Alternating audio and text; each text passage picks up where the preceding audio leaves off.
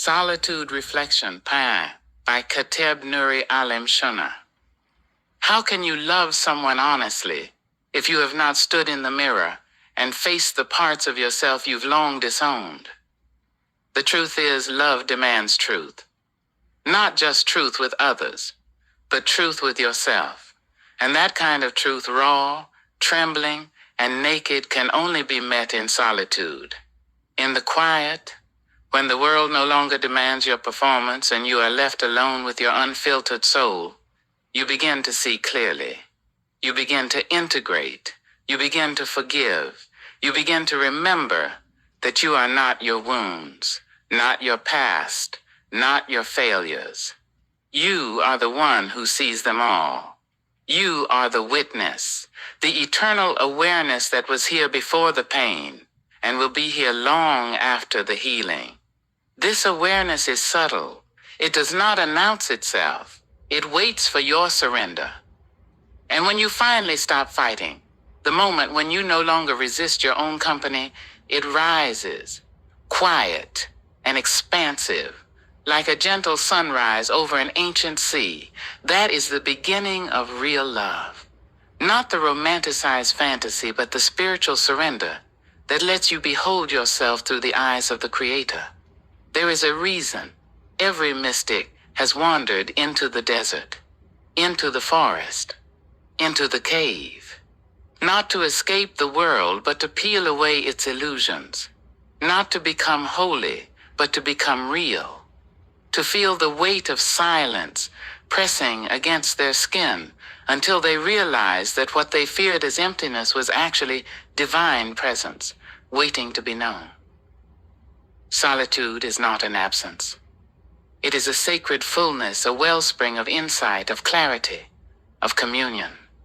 It is the place where the Creator speaks, not in thunder, but in stillness. And it is there, in that holy stillness, that I meet Him. In the absence of noise, the voice of the soul rises. It does not come with fire or fury. It does not come to prove itself. It simply is. And for the first time, you feel that being is enough. You do not need to do. You do not need to perform. You are allowed to simply exist. And that existence is holy. But solitude is not always gentle. As you dive deeper, you will meet shadows. You will confront the memories you buried, the emotions you numbed, the desires you denied. And this is where many turn back. They say, I am too broken. I cannot handle this. I don't want to feel this much. But these are the growing pains of returning to yourself. Healing is not always light.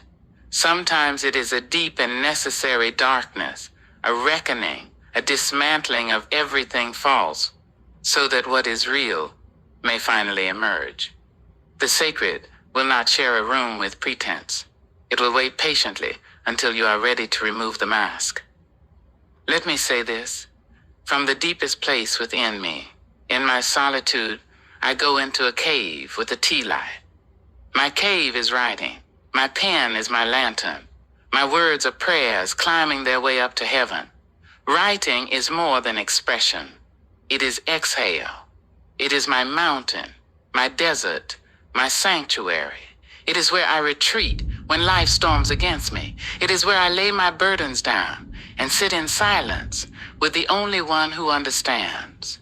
My writing is my cave. It's my place of communion. It's my safe haven when the winds howl and the waves rise. To the untrained eyes and cold hearts, it may seem as if I'm antisocial, timid, soft, shy, boring, not aggressive, and uninterested in communication. But oh, how deeply mistaken they are. What they fail to understand is that I am in communion with the eternal. I am sitting in divine counsel. I am weeping and laughing and growing in the sacred arms of silence. What they cannot see is the battle being won in stillness, the truth being unearthed in my quiet, and the healing that blooms with every stroke of my pen. One of the reasons I gave up all social media platforms 8 years ago was because I heard the Creator whisper, "Come away from the noise." and I listened.